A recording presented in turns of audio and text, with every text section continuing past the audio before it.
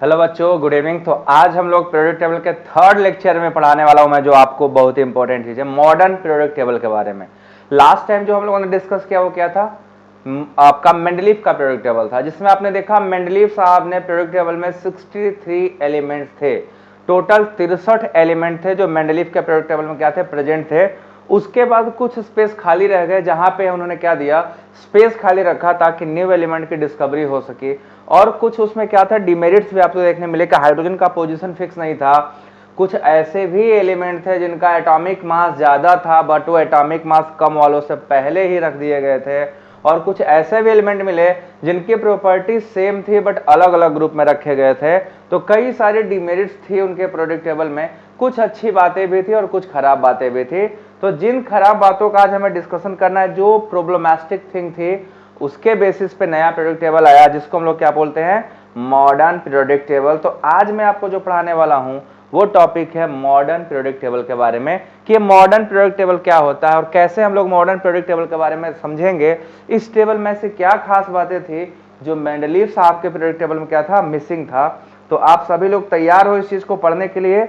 हम लोग पढ़ने वाले हैं मेंडलीव के पीरियोडिक टेबल के आगे का new version, that is called modern periodic table. और इस टेबल की सबसे खास बात ये थी कि ये टेबल जब शुरू होता है तो हमें क्या देखने मिलता है कि ये एटॉमिक मास पे डिपेंडेंट नहीं है, ये डिपेंडेंट है एटॉमिक नंबर पे।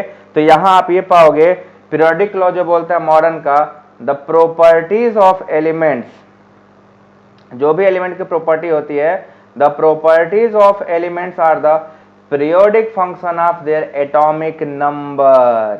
यही सबसे खास बात है। उन्होंने क्या बोला था कि जो केमिकल और फिजिकल प्रॉपर्टी होती है वो पीरियोडिक फंक्शन होती है एटॉमिक मास के अकॉर्डिंग टू, किसके था ये, according to Mendeleev periodic table, है ना। मेंडलीव साहब ने क्या बोला था कि एटॉमिक मास बेसिस होता है, एटॉमिक मास बेसिस होता है। जबकि मोजले साहब ने जब बताया तो मोजले साहब का क्या था, इन्होंने बोला कि नहीं नहीं मेंडलीव साहब, आपने गड़बड़ी कर दी, एटॉमिक मास पीरियोडिक फंक्शन नहीं है, पीरियोडिक फंक्शन कौन है, एटॉमिक नंबर है। और जब एटॉमिक नंबर के बारे में बात की गई तो सारी जो कमियां थी ऑलमोस्ट क्या हो गई, खत्म हो गई। तो जो हमारा मॉडर्न पीरियोडिक टेबल है, that is totally based upon what, that is atomic number. और जब एटॉमिक नंबर की बात आएगी तो इलेक्ट्रॉनिक कॉन्फ़िगरेशन आएंगे, और इलेक्ट्रॉनिक कॉन्फ़िगरेशन के बेसिस पे हम क्या करेंगे, पढ़ डालेंगे सारी के सारी प्रॉपर्टीज। तो आप सभी लोग इस चीज को यहाँ पे सीखोगे, जानोगे कि कैसे मेंडलीव साहब ने पीरियोडिक टेबल को बनाया था, कुछ प्रॉब्लम में छोड़ दिया था, पूरा सही सही नहीं बताया था, तो कैसे मोजले साहब ने उस सबको करेक्ट किया। तो देखिए मोजले साहब ने क्या बताया, इन्होंने फ्रीक्वेंसी, ठीक है ना, फ्रीक्वेंसी क्या हुआ कि इन्होंने जब हाई फ्रीक्वेंसी का पार्टिकल को यूज किया तो ये पाते क्या है कि the frequencies of rays which are obtain from a metal on showering high velocity electron is proportional to the nuclear charge of the atom. This can be represented by the following equation.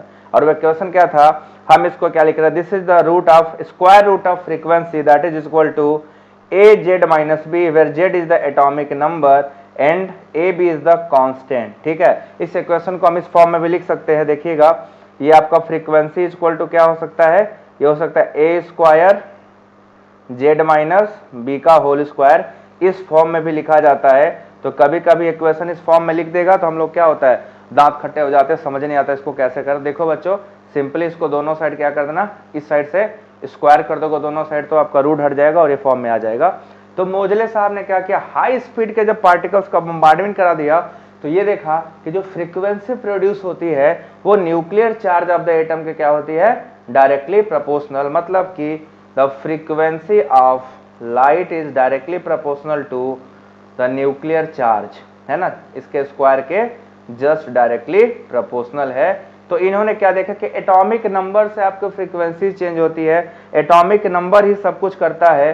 तो now इनके periodic table में क्या आ गया, the everything is directly proportional to its atomic number not mass. तो Moseley साहब का ये स्टेटमेंट था कि जो आपका मॉडर्न पीरियोडिक टेबल है, that is the periodic function of atomic number not atomic mass, the nuclear charge of the atom equal to the atomic number.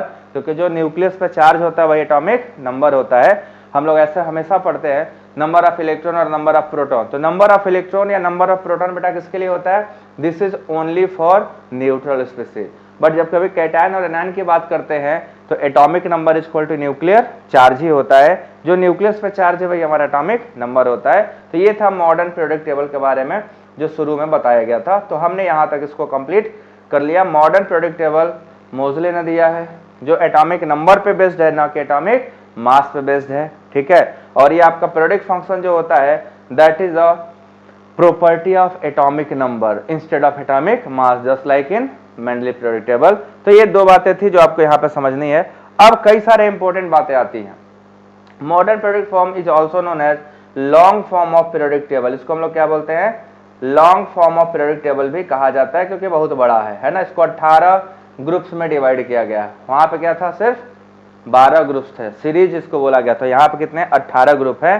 तो आइए देखते हैं वन बाय वन सारी प्रॉपर्टी हम लोग देखेंगे कौन कौन सी प्रॉपर्टी है। तो सबसे पहले स्ट्रक्चरल फीचर पे आइए। क्या क्या स्ट्रक्चरल फीचर्स थे long form of periodic table के? देखिए थ्योरेटिकल बातें हैं जिसको हमें याद रखना पड़ता है। तो कुछ इंपॉर्टेंट चीजें डिस्कस करने से याद होती है वही मैं डिस्कस कर रहा हूँ। On the basis of modern periodic law, ठीक है, ए साइंटिस्ट नेम बोर ने सबने सुना, बोर एटॉमिक मॉडल आपको पढ़ाऊंगा, proposed a long form of periodic table that was represented by wrong and Warner. ये रैंग और वार्नर जो दो साइंटिस्ट थे, इन्होंने बोर जो प्रपोज किया था लॉन्ग फॉर्म पीरियोडिक टेबल, तो इसको प्रिपेयर किया गया है दो साइंटिस्टों के द्वारा जिसका नाम है रैंग एंड वार्नर, ठीक है। तो रैंग साहब और वार्नर साहब ने क्या किया? प्रोड्यूस किया है आपका मॉडर्न पीरियोडिक टेबल जो आपके सामने है, जो किस लॉ को फॉलो करता है? जो फॉलो करता है आपका जो पीरियोडिक फंक्शन है वो एटॉमिक नंबर पे डिपेंडेंट है, ना कि एटॉमिक मास पे। इसी को लेकर हम लोग क्या बढ़ेंगे? आगे बढ़ेंगे। तो इन दोनों साइंटिस्ट का बेटा नाम याद रखिएगा, Rang and Werner. These are the two scientist who help to construct modern periodic table. तो बोर साहब का प्रपोज था long form periodic table and was prepared by Rang and Werner ने। प्रपोज किया बोर ने, प्रिपेयर किया Rang and Werner ने। पहला, सबसे पहला जो इंपॉर्टेंट बात थी क्या थी? इसमें 18 वर्टिकल कॉलम्स है जिनको हम लोग क्या बोलते हैं? ग्रुप बोलते हैं। 18 वर्टिकल कॉलम है जिनको हम ग्रुप्स कहते हैं, और 17 हॉरिजॉन्टल रोज, 7 हॉरिजॉन्टल रोज हैं जिनको हम लोग पीरियड बोलते हैं। ये सबको मैंने बताया था, वर्टिकल कॉलम्स हॉरिजॉन्टल रोज होते हैं। तो मॉडर्न पीरियोडिक टेबल में क्या है? आपके टोटल 18 वर्टिकल कॉलम हैं और 7 हॉरिजॉन्टल रोज हैं, मतलब 18 ग्रुप हैं और 7 पीरियड हैं।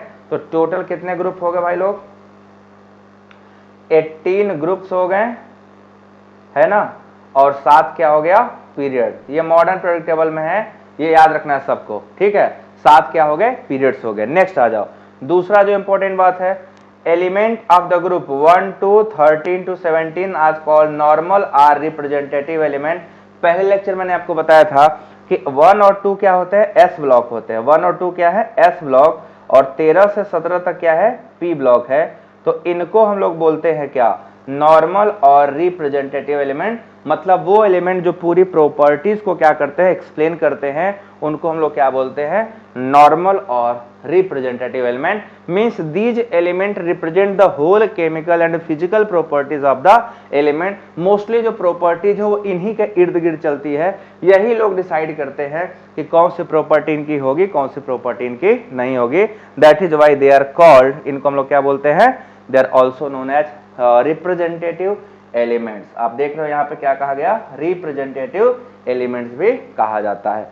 अब हम लोग इसके बाद नेक्स्ट देखेंगे। नेक्स्ट क्या है? जो ग्रुप एलिमेंट थे 3 से 11 तक, इनको डी ब्लॉक एलिमेंट कहते हैं। अभी आपको दिखाऊंगा डी ब्लॉक एलिमेंट। तो जो डी ब्लॉक एलिमेंट्स हैं वो क्या होते हैं भाई लोग?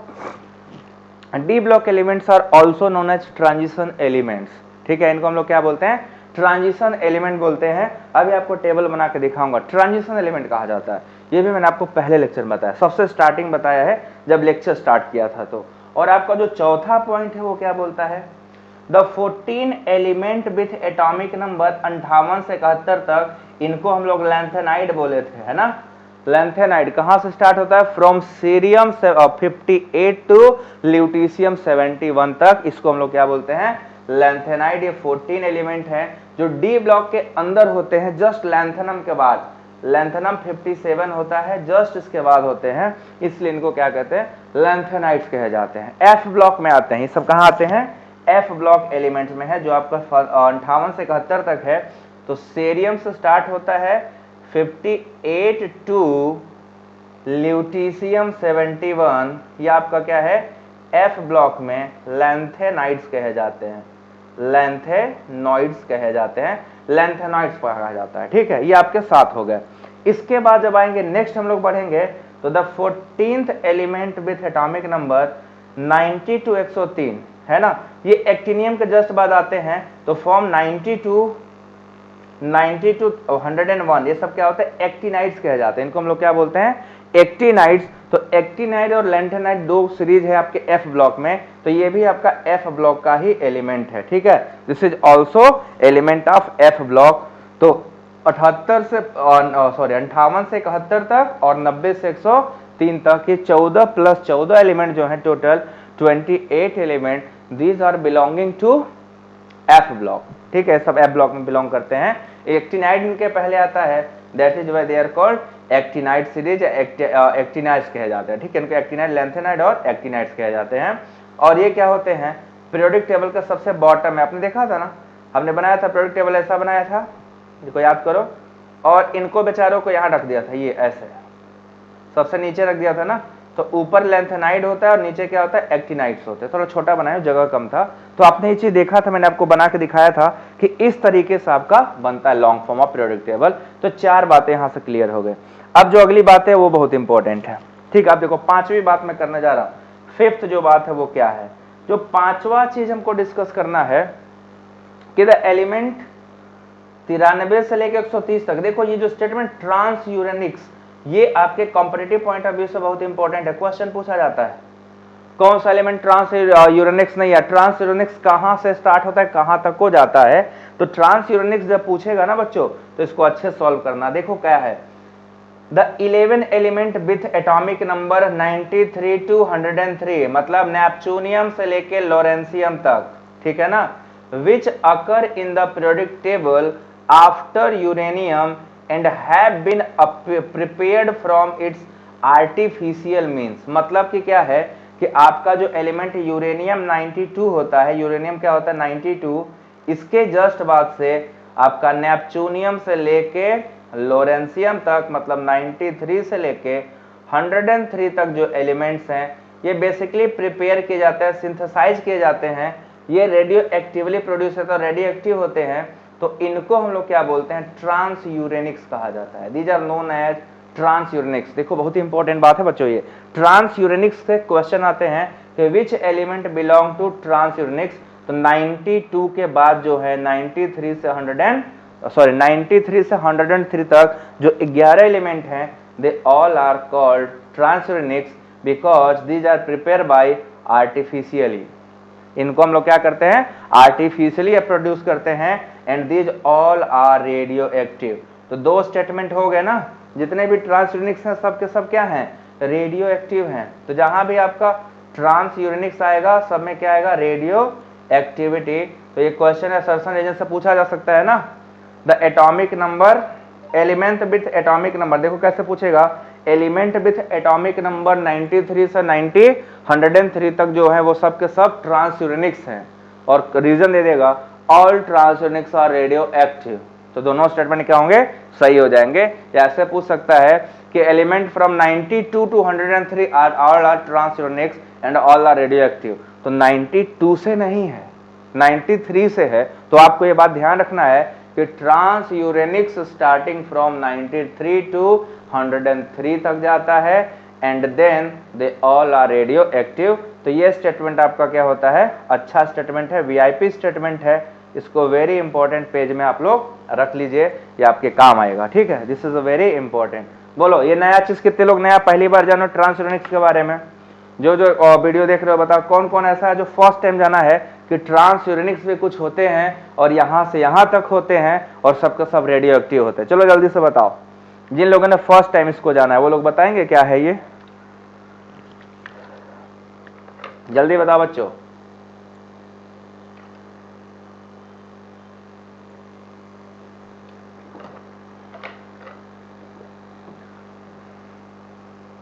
अब चलेंगे नेक्स्ट जो हमारा है अगला पॉइंट है जो that is sixth point. 5 statement हमारे 5 पॉइंट्स हो गए। अब आपका छठवां पॉइंट है। देखो सिक्स्थ पॉइंट क्या बोलता है कि element belonging to a particular group are said to be constituent a chemical family which is usually named after the name of first element. For example, boron family, carbon होगा तो carbon family, nitrogen होगा तो nitrogen family, oxygen होगा तो oxygen family. मतलब जो एक group के एलिमेंट है उनकी सारी प्रॉपर्टी लगभग सेम होती है। तो जब सारी प्रॉपर्टी लगभग सेम होगी तो हम लोग क्या बोलेंगे, ये इनके परिवार के सदस्य हैं। और जब कोई परिवार का सदस्य होता है तो बच्चों हम सबको पता है कि उसके परिवार से कहा ना, फलाने के परिवार से है ना, ये इनके परिवार से। तो परिवार में पहला एलिमेंट जो होता है उसी का परिवार कहा जाता है। तो जो भी ग्रुप कॉन्स्टिट्यूएंट करता है एक पीरियड को, उसका पहला एलिमेंट क्या कहलाएगा, उसका परिवार। Boron carbon nitrogen nitrogen, fluorine का है तो हेलोजन फैमिली बोलते हैं, ऑक्सीजन का ऑक्सीजन फैमिली बोलते हैं। दैट इज ऑल, यही आपका पारिवारिक है। ठीक, यहां भी परिवारवाद है। अब ग्रुप एलिमेंट फर्स्ट क्या कहलाते हैं, एल्कली मेटल्स। ये आप सब शुरू जानते हो कि ग्रुप फर्स्ट के जितने भी एलिमेंट है सबको हम लोग क्या बोलते हैं, एल्कली मेटल्स कहते हैं। और ग्रुप 2 के जितने भी एलिमेंट्स हैं, ठीक है ना, they all are called alkaline earth metal, है ना, alkaline earth metal. Alkali metal lithium से स्टार्ट होता है, कहां तक जाता है, फ्रांसियम तक, बट हम सीजियम लिखेंगे, फ्रांसियम इज रेडियो एक्टिव। और यहां पे शुरू होता है बेरिलियम से और कहां तक जाता है, बेरियम तक, है ना। तो ये आपके क्या हो गए, एल्कली मेटल, ये क्या हो गए, एल्कलाइन अर्थ मेटल। ठीक है, एल्कलाइन अर्थ मेटल। तो आपने देखा कि एल्कली मेटल और एल्कलाइन अर्थ मेटल्स होते हैं ये। और कुछ इंपॉर्टेंट नेम आएंगे, देखिए एलिमेंट 15th ग्रुप को क्या कहते हैं, पिक्टोजेंस बोलते हैं। याद रखिएगा, element 15th group elements are called pnictogens, इनको पिक्टोजेंस कहा जाता है। 16th ग्रुप को क्या बोलते हैं, चाल्कोजेंस बोलते हैं। ठीक है, चाल्कोजेंस बोलते हैं। 17th आर कॉल्ड हेलोजेंस और 18th ग्रुप को जीरो ग्रुप और नोबल गैसेस भी बोला जाता है।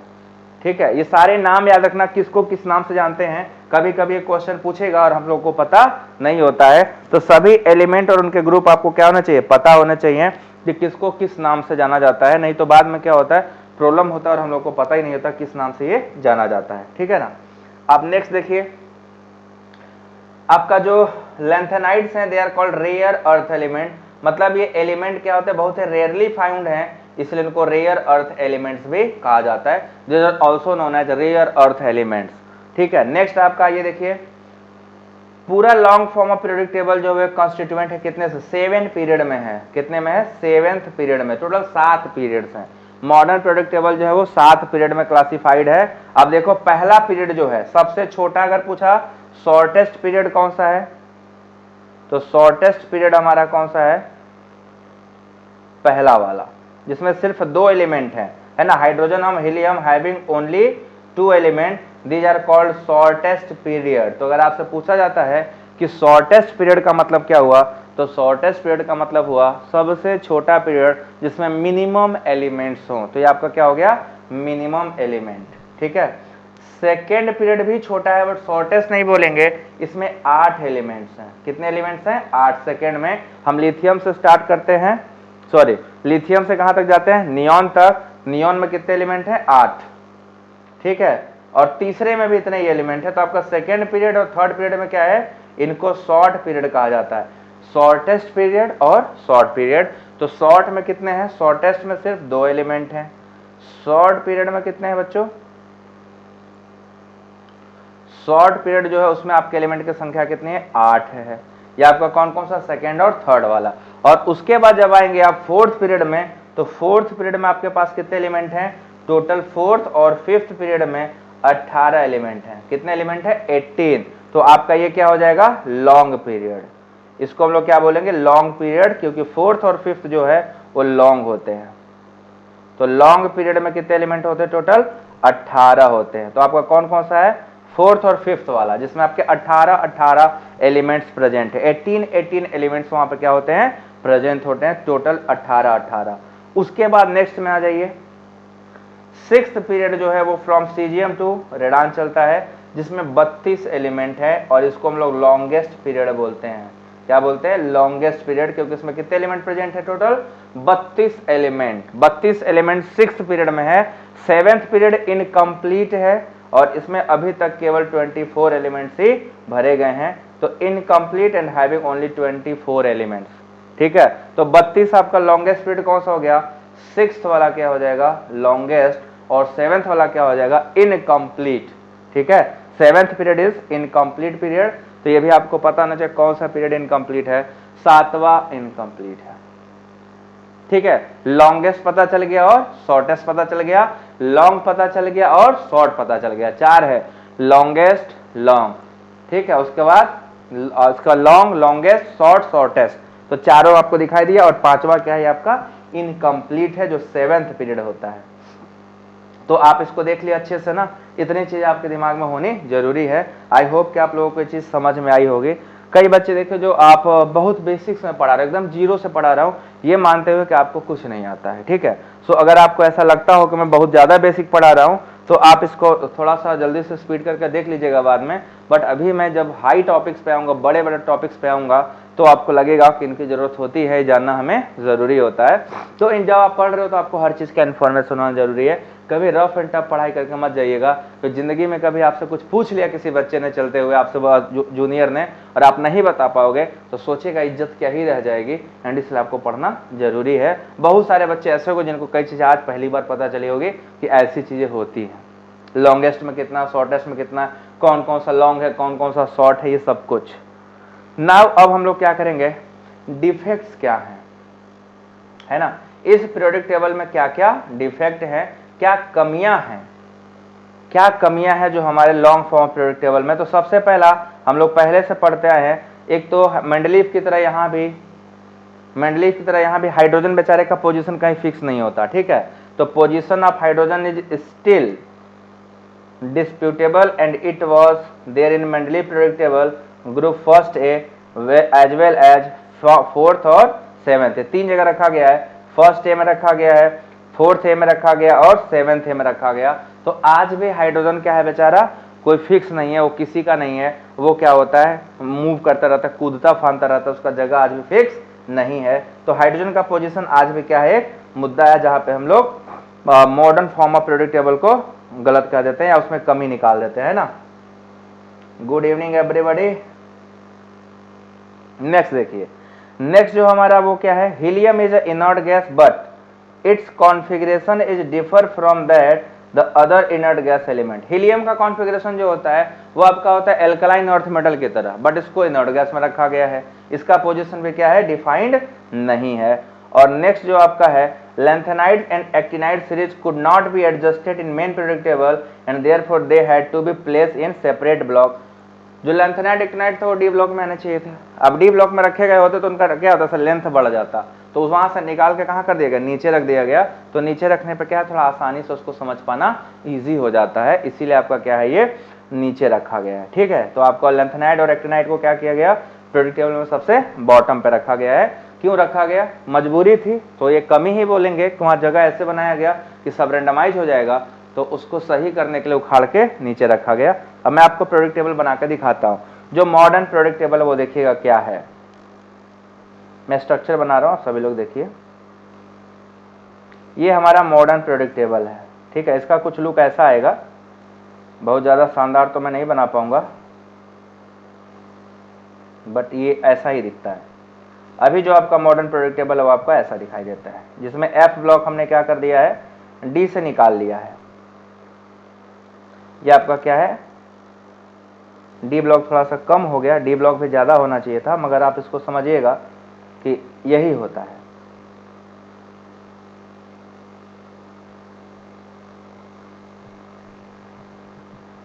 ये देखिए, ये आपका ऐसा है, इस तरीके का कोई स्ट्रक्चर है इसका, है ना। अब इसमें कई सारे ब्लॉक हैं, हम लोग इसको क्या बोलते हैं, 1 बाय 1 चलिए देखते हैं किसको कौन सा ब्लॉक बोला जाता है। ये आपका एस ब्लॉक है ना, ये आपका पी ब्लॉक है, ये आपका डी ब्लॉक है, और ये आपका एफ ब्लॉक है। एफ ब्लॉक में ये लैंथेनाइड्स हैं, लैंथेनाइड्स होते हैं ये, and these are called actinides, these are actinides. ये आपका ग्रुप 1 से लेकर ग्रुप 2 तक होता है, और ये शुरू होता है ग्रुप 3 से लेके ग्रुप 12 तक। डी ब्लॉक क्या है, ग्रुप 3 से ग्रुप 12 तक, और ये ग्रुप 13 से लेके ग्रुप 18 तक होता है। 17 यहाँ होता है, और आखिरी वाला क्या होता है 18 इज इनर्ट गैस। तो आखिरी क्या है 18, तो 18 में से सबसे आखिरी वाला क्या होता है, ये इनर्ट होता है। ठीक है, ये आपका क्या होता है, इनर्ट होता है। तो this is called inert gas. ठीक है, इनर्ट गैस। तो 17 तक आप क्या करते हैं पी ब्लॉक में, 1 से लेके 17 तक, 3 और डी को छोड़ दो, 1 2 13 14 16 17 are representative elements. These are called representative. Last time में मैंने आपको बताया था कि एस ब्लॉक और P blocks are called representative element. Representative element कहे जाते हैं, जो सारे प्रॉपर्टीज को रिप्रेजेंट करते हैं। दूसरा हमारा जो इंपॉर्टेंट बात है second, that is D block. और जो डी ब्लॉक का एलिमेंट है बच्चों, वो क्या बताता है, transition element. These are called transition element. Transition element. आपका जो एफ ब्लॉक एलिमेंट है, F block elements are known as inner transition element. Inner transition element. ठीक है, तो आपके इनर ट्रांजिशन एलिमेंट्स होते हैं एसपी ब्लॉक, डी ब्लॉक। ये 4 ब्लॉक में डिवाइड किया गया है। 1 और 2 ग्रुप यहाँ है, 13 और 17 ग्रुप यहाँ होते हैं, और आपका ये क्या होता है डी ब्लॉक। डी ब्लॉक के अंदर ही क्या होता है, लेंथेनाइड्स होते हैं। तो लेंथेनाइड को कोई अलग से इनको जगह दिया नहीं गया, ये बेचारा इसी में क्या हो गए, एडजस्ट कर दिए गए हैं। ठीक है, तो यहाँ जगह लंबा ना हो, इसलिए जो मॉडर्न पीरियोडिक टेबल है उसको इस तरीके से बनाया गया, ताकि आपको ये सारे स्ट्रक्चर क्या हो, क्लियरली दिखाई दे और आप इसको आसानी से समझ पाए। समझ गए आप सभी लोग? ये यहां तक सबको क्लियर है जो बच्चे क्लास कर रहे हैं? ठीक है, जो बच्चे क्लास कर रहे हैं उन सबको ये क्लियर है?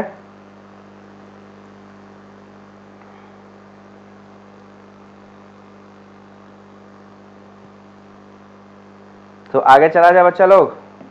देखो ऐसा है, सब लोग जितने लोग को पढ़ने में इंटरेस्ट हो सब बच्चे पढ़ते रहो। ठीक है, कभी कभी क्या होता है ना, सुई का काम तलवार करता है और तलवार का काम सुई कर जाता है। तो हमें जरूरत है हर चीज जानकारी की, 1 बाय 1 सब जानेंगे। ये आपका हो गया एस ब्लॉक और पी ब्लॉक। ठीक है, अब आपको एस ब्लॉक एलिमेंट पहले बताएं मैं क्या होता है और इनके जनरल इलेक्ट्रॉनिक कॉन्फ़िगरेशन। देखिए सबसे पहले क्या है, एस ब्लॉक एलिमेंट मैं आपको सिखाने जा रहा हूं।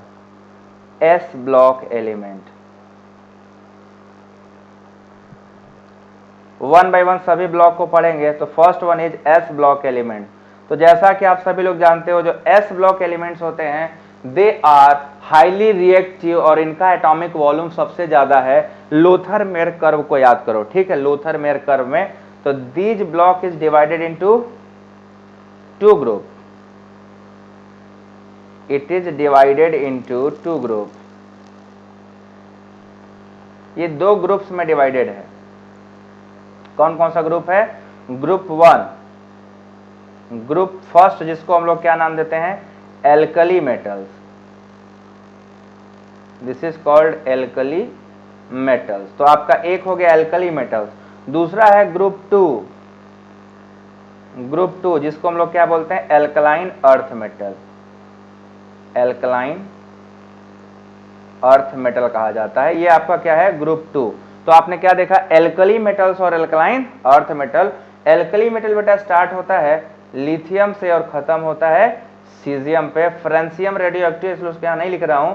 रेडियो एक्टिव भी लिखा जा सकता है, फ्रेंसियम लिखते, बट वही एलिमेंट लिखना उचित होता है जो आसानी से अवेलेबल है, जिनको रख सके। फ्रेंसियम के साथ डील नहीं कर सकते, इसलिए उसको रखना थोड़ा आसान नहीं होता, इसलिए हम उसको यहाँ पे कंसिडर नहीं कर रहे हैं। ऐसा नहीं है कि आपको पता नहीं है, हमको पता नहीं है। ठीक है, बेरिलियम से लेके बेरियम तक, आपका बेरिलियम से लेके बेरियम तक होता है। और इनका जनरल इलेक्ट्रॉनिक कॉन्फ़िगरेशन देखो, एस ब्लॉक का जो जनरल इलेक्ट्रॉनिक कॉन्फ़िगरेशन है ये सबका याद रखिएगा जितने भी हैं। जनरल इलेक्ट्रॉनिक कॉन्फ़िगरेशन जो होता है एस ब्लॉक एलिमेंट्स का, वो होता है NS122।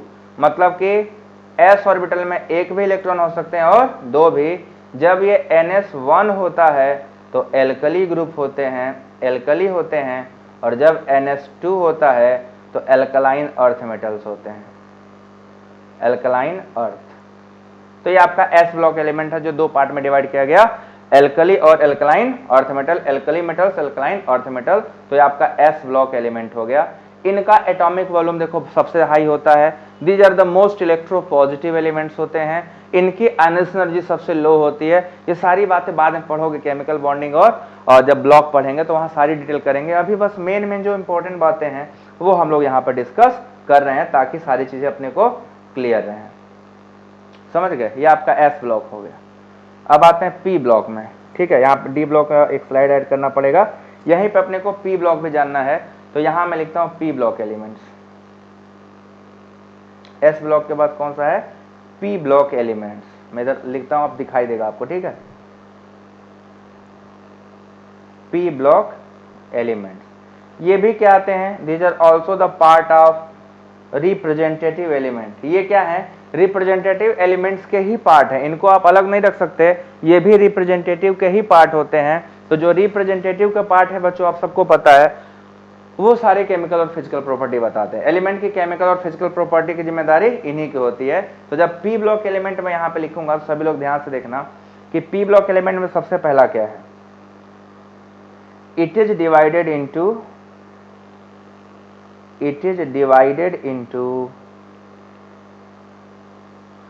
6 ग्रुप। ये 6 ग्रुप में डिवाइडेड होते हैं, 6 ग्रुप में डिवाइडेड होते हैं। ऐसा क्यों है? क्योंकि इनके वैलेंस शेल में 6 इलेक्ट्रॉन जाता है, इसलिए 6 ग्रुप में डिवाइडेड होते हैं। 6 ग्रुप में क्या होते हैं? ये डिवाइडेड होते हैं, पहली चीज। दूसरी जो इनकी इंपॉर्टेंट बात है वो क्या होती है? Third group.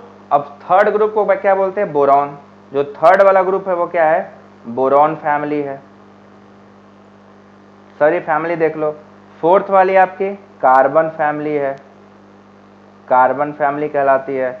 फिफ्थ वाली आपकी नाइट्रोजन फैमिली कहलाती है, नाइट्रोजन फैमिली। सिक्स्थ वाली आपकी ऑक्सीजन फैमिली, सबका परिवारवाद चल रहा है। सेवेंथ वाला आपका हैलोजन फैमिली कहलाता है, halogen.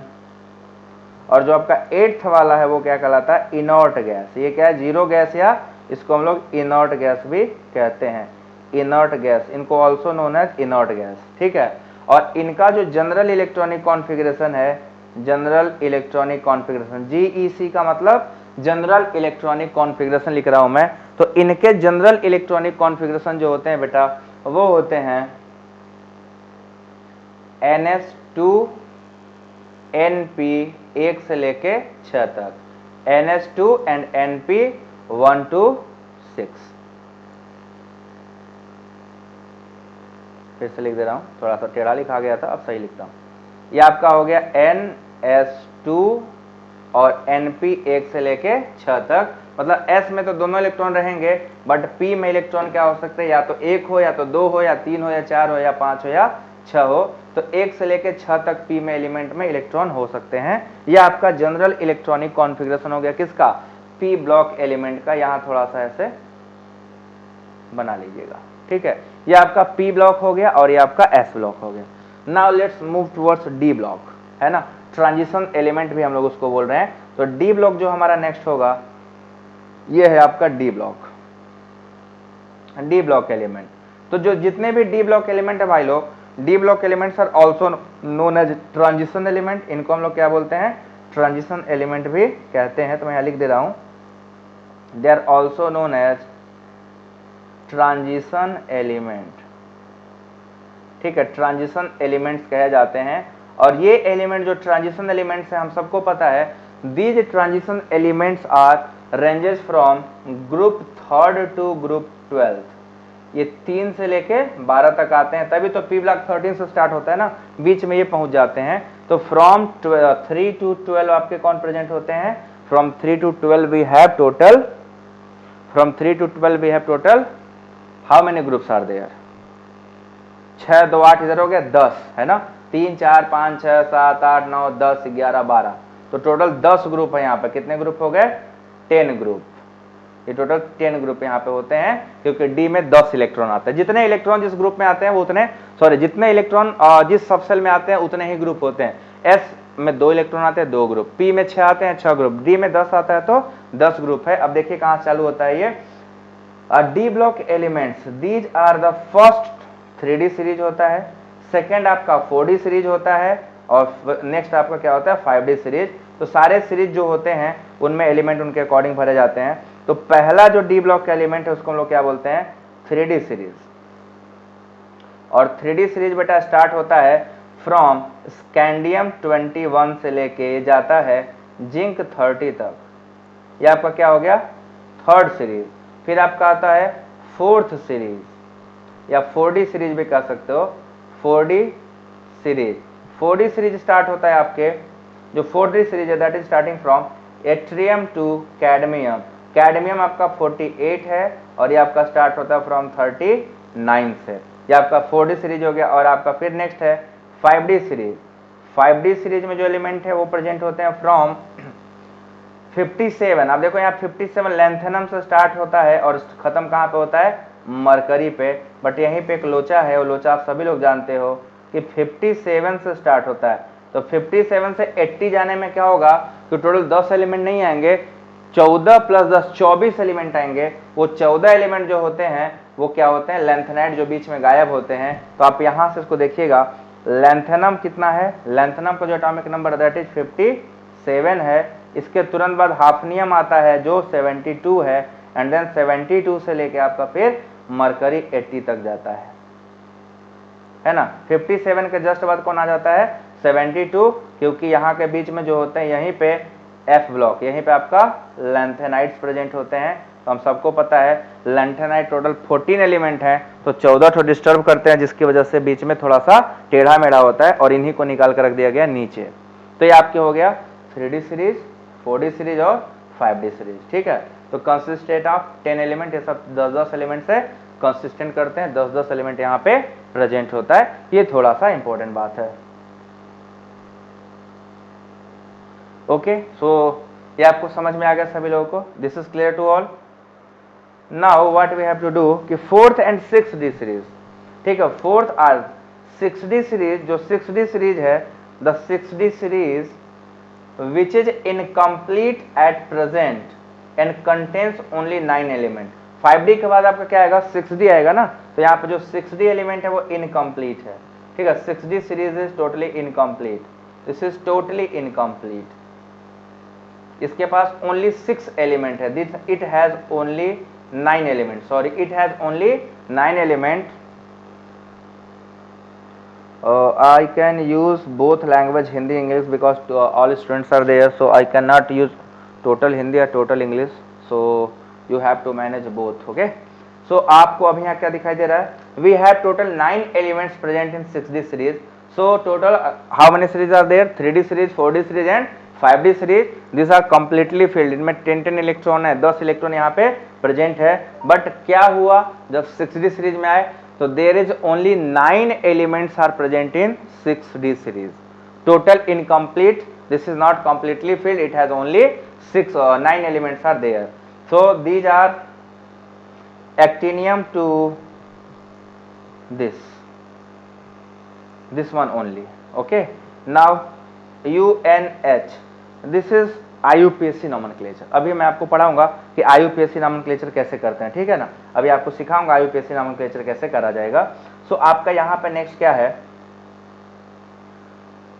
The element atomic number Z111 has not been discovered so far, thus it all 39 D block element. ठीक है, अभी आपके पास टोटल कितने 39 डी ब्लॉक एलिमेंट्स ही प्रेजेंट है, सभी डी ब्लॉक एलिमेंट्स अभी अवेलेबल नहीं है। कई सारे अभी डिस्कवरी की जा सकती है, आप लोग अच्छे से पढ़िएगा तो आप आगे चलकर डिस्कवरी कर सकते हो। So you must have to study very hard to you have to find out the next element which is not present in periodic table, so you must learn this periodic table and get knowledge about how to discover a new element, why we have a space for new in periodic table, some vacant space in periodic table, उसके लिए किसके लिए ताकि आप new element ढूंढिए। जब Mendeleev साहब ने छोड़ा तो मोजले साहब ने कई सारे ढूंढे, अभी मोजले साहब की वजह से बहुत सारे एलिमेंट ढूंढ दिए गए, आगे अभी आपके पास अपॉर्चुनिटी है, आप भी ढूंढ सकते हो, लगे रहिए आगे ढूंढेंगे। ठीक है ना, नेक्स्ट चलिए, नेक्स्ट लास्ट है आपका F block element. F block elements are also known as inner transition element. In these elements F subshell of the penultimate, sorry last वाले में आपको मैंने जनरल इलेक्ट्रॉनिक कॉन्फ़िगरेशन नहीं बताया ना, इसका जो जनरल इलेक्ट्रॉनिक कॉन्फ़िगरेशन है बच्चा लोग लिख लेना, general electronic configuration, this is written as very simple n-1 d 1 to 10 and ns 0 to 1। ये आपका होता है general electronic configuration of D block element. This is the general electronic configuration of D block element and this cell is called penultimate cell, penultimate cell. So we have three type of cell, ultimate cell, penultimate cell and anti penultimate cell। अभी वो आएगा। जो आपका S block का था वो सब क्या है, अल्टीमेट सेल। S और P इलेक्ट्रॉन जो होते हैं वो अल्टीमेट सेल होते हैं। D ब्लॉक का जो n-1 वाला पार्ट है this is called penultimate cell and now when move towards the F block we will get anti penultimate cell। General electronic configuration of F block is, F block का general electronic configuration क्या है, n-2 f 1 to 14 n-1 d 0 to 1 ns2। This is the general electronic configuration of F block element. This cell is called anti penultimate cell, anti penultimate cell। This is called anti-penultimate cell and this is called penultimate cell, penultimate cell and this is called ultimate cell। So we have three type of cell, when 1 minus n penultimate, n-2 anti-penultimate। So you have proper knowledge of these three electronic configuration S, P, D and F। General electronic configuration का knowledge सबको होना जरूरी है and we have all four electronic configuration. so this is all about the development of periodic table। so now today we are finished with all periodic table, concept of periodic table and properties of modern periodic table, Mendeleev periodic table। now from tomorrow onwards अब हमारे पास जो topic होगा atomic radius, ionization energy, electron gain enthalpy, electronegativity, inert pair effect, lanthanide contraction, lattice energy, hydration energy, oxidation state, stability, nature of oxide, nature of hydroxide, ये सारी बातें 1 by 1 पढ़नी है। तो अब जो लॉजिकल चीजें आने वाली है वो सब ट्रिकी होंगी, उनसे क्वेश्चन आते हैं वो सब ट्रिकी होंगी। तो अब सभी लोग कल से क्या करेंगे, कमर कस के लगेंगे ताकि अब आने वाला कॉम्पिटेटिव, ये सब कॉम्पिटेटिव में बहुत कम आता है, यहाँ से भी क्वेश्चन आए हैं बट पीरियोडिक टेबल जानना जरूरी है because I am starting from very zero. तो अब नेक्स्ट क्लास जब होगी कल से तो आप लोग पढ़ोगे सारे इंपॉर्टेंट पार्ट, जितने भी पार्ट हैं। कल से एटॉमिक एंड आयनिक रेडियाई के बारे में हम लोग बात करना स्टार्ट करेंगे। सो आज की क्लास यहीं पे खत्म होती है, कल फिर मिलेंगे हम लोग, तब तक के लिए tata bye bye, good night, have a nice day. आप सभी लोग एक बार चैनल को सब्सक्राइब शेयर लाइक जरूर कर दिया करिए। आने वाले समय में इस चैनल आपके लिए केमिस्ट्री का सबसे बेहतरीन और सबसे बेस्ट कंटेंट वाला चैनल होगा। यहाँ पे नो बकवास, ओनली काम की बात होती है। यहाँ पे कोई हवाबाजी नहीं होती, यहाँ पे कोई भौकाल टाइट नहीं होता, यहाँ पे कोई ऐसा नहीं बनना है सुपरस्टार मास्टर फलाना चिलाना धमाका। आप कंटेंट देखो, पढ़ते जाओ, आपको बाद में समझ में आएगा कि कौन क्या है एंड हु डिजर्व व्हाट। सो आप लगे रहिए, 1 साल का टारगेट मैं लेकर चला हूँ आपको केमिस्ट्री में, हर वो चीज सिखा दूंगा जो आपको जरूरत है कॉम्पिटेटिव एग्जाम को क्वालिफाई करने के लिए। सो जस्ट लगे रहो, पढ़ते रहो, फिर मिलेंगे कल, टाटा बाय बाय।